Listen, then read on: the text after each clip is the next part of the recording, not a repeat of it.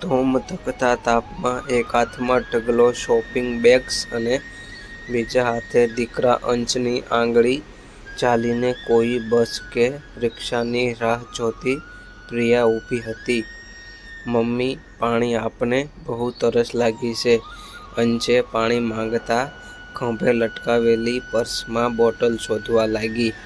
હાય હાય, હું તો બોટલ લેવાનું સાવ ભૂલી જ ગઈ, બોલતી પાસેની દુકાનમાં પાણીની બોટલ લેવા દોડી. એટલામાં એક ગાડી આવીને બંને મા દીકરા પાસે ઊભી રહી ગઈ. રિયા, તું? પોતાની બાળપણની સહેલીને ઓળખતા પ્રિયા બોલી. અહીં શું કામ કરે છે? ક્યારે આવી અમેરિકાથી? આશ્ચર્ય અનુભવતા પ્રિયાએ પૂછ્યું. બસ જો 6-1 મહિનાથી ઇન્ડિયામાં જ છું. આઈ મીન હવે અહીં જ કાયમ માટે. રિયાએ જરા થોથવાતા કહ્યું. ચાલ, ગાડીમાં બેસી જા, બાકી વાતો તો થતી રહેશે. રિયાએ પ્રિયા અને અંશને ગાડીમાં લેતા કહ્યું. અંશને પાણી પાતા પાતા પ્રિયાના મગજમાં રિયાનો ભૂતકાળ ઘૂમરાવા લાગ્યો. ઘરેથી 3 વાર પોતાના પ્રેમી સાથે ભાગી ગયેલી રિયાને એના કુટુંબીજનોએ જબરદસ્તી પકડી લાવીને તાત્કાલિક એક પૈસાપાત્ર યુવાન રસેશ સાથે પરણાવી દીધેલી. જ્યારે વિદાય થઈ ત્યારે પોતે કદી અહીં પાછી આવશે નહીં એવું પોતાની ખાસ સહેલી પ્રિયાને રડતા રડતા કહી ગયેલી. એ પછી તો એ અમેરિકા સેટલ થઈ હોવાના સમાચાર પ્રિયાને મળેલા. ઘડીભર તો રિયાને કંઈ પૂછવું યોગ્ય ન લાગ્યું. કદાચ જૂના જખમો તાજા થઈ જાય તો?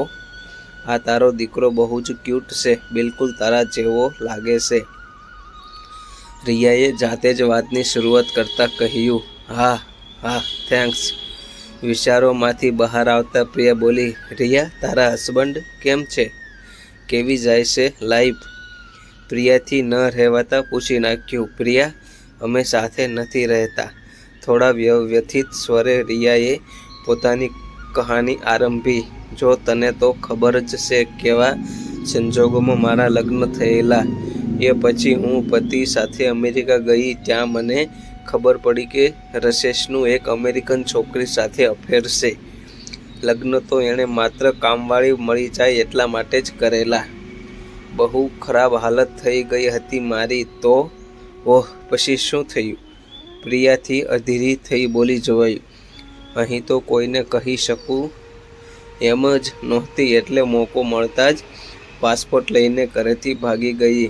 ત્યાં છૂટક નોકરીઓ કરીને ટિકિટના પૈસા ભેગા કર્યા અને હિંમત કરીને ઇન્ડિયા આવી ગઈ.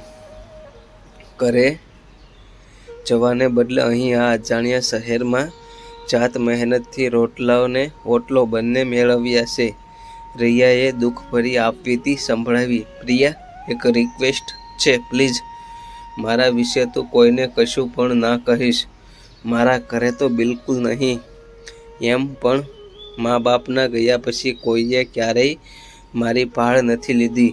રિયા વિનંતી કરતા બોલી. સારું, નહીં કહું, કોઈ નહીં, બસ અહીં જ ઉતારી દે.